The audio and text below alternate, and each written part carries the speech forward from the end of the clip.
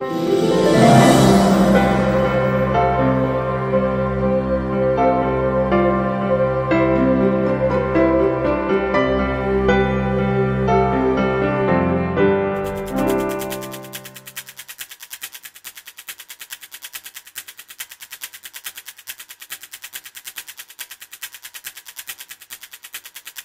cette deuxième édition est vraiment incroyable, extraordinaire, très surprenante, parce qu'effectivement par rapport à la première édition, nous avons quand même atteint un nombre de pays participants assez extraordinaire, 29, et nous allons sans doute dépasser les 30. Alors comment cette adhésion a eu lieu? C'est à travers les femmes membres de notre association Femmes Leaders Mondiales qui ont des points de contact dans ces différents pays. Donc elles ont pu être des relais et puis on a fait jouer également la diplomatie.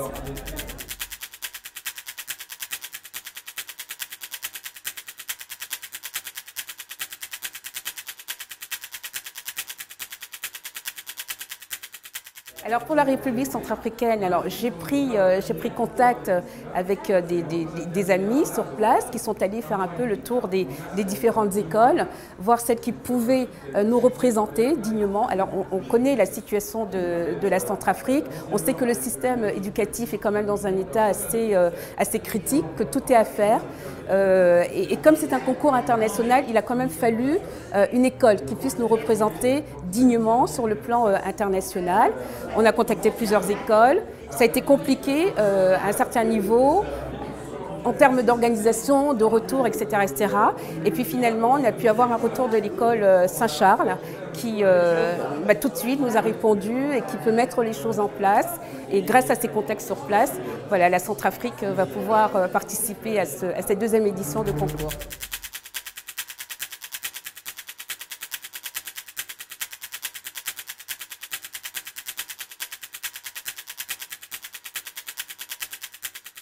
Alors c'est la cible du concours, la deuxième édition, 14 à 17 ans, classe mixte. Donc sœur Dominique Oran, qui est directrice de l'école Saint-Charles, c'est elle qui a choisi la classe avec le directeur en charge. Elle a fait le choix parce qu'elle voulait que ce soit une classe qui soit à cheval sur les 2 années scolaires, 2016-2017, puisque le concours va jusqu'en avril 2017.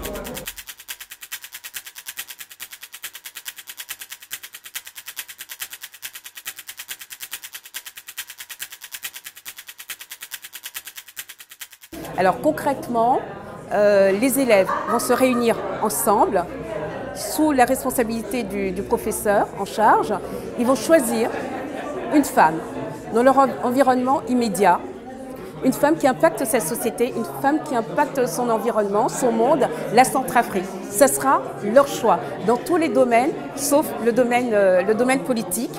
Ils iront à la rencontre de cette femme, lui parler du concours, lui demander si elle est d'accord qu'il puisse faire son portrait. Donc ils vont l'interviewer, ensuite écrire son portrait, et tout se passera sur la plateforme numérique auquel participent les 29 pays au jour d'aujourd'hui, des échanges entre les uns et les autres, et ils remettront leur copie au plus tard le 30 avril 2017 et le jury fera son choix.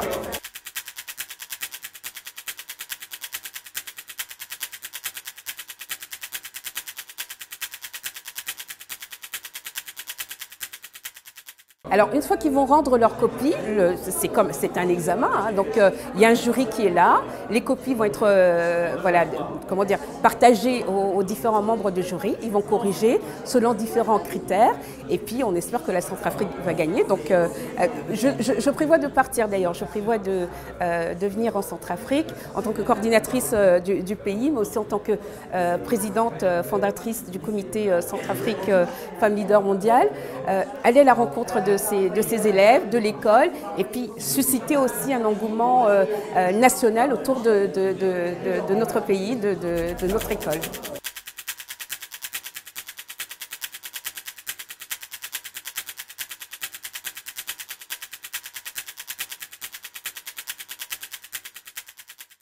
Ah écoutez, ils sont très bien traités, ils ont eu des prix et puis il y a eu, c'est le Sénégal, hein, c'est le Sénégal qui a gagné, une école du Sénégal. un livre est sorti, un court-métrage également. Et il faut savoir que ce sont les élèves qui ont écrit l'histoire, le conte, puisque la première édition c'était un conte, qui ont écrit cette histoire-là, qui ont joué, qui ont été les acteurs de leur propre conte dans le court-métrage. Donc ça, et aujourd'hui, le court-métrage va être diffusé au niveau international, dans différents festivals internationaux. Donc c'est une très belle récompense aussi.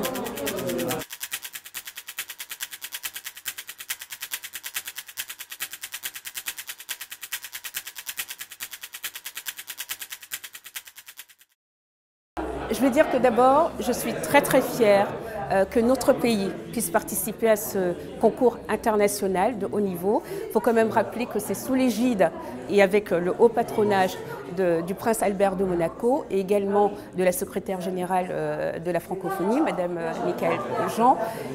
30 pays, 29 aujourd'hui, mais on va atteindre les 30 à 31 pays.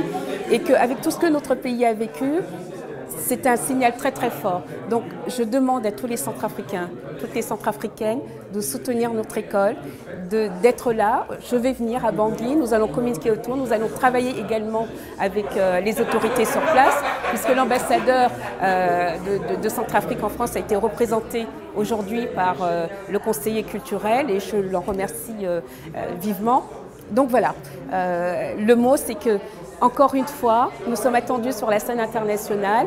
Notre pays a besoin d'un signal fort, d'aller vers de l'avant. Et à travers ce concours dédié aux jeunes, à travers les jeunes, mais en mettant la femme en avant, on peut donner voilà, une très belle image de notre pays sur l'échiquier international.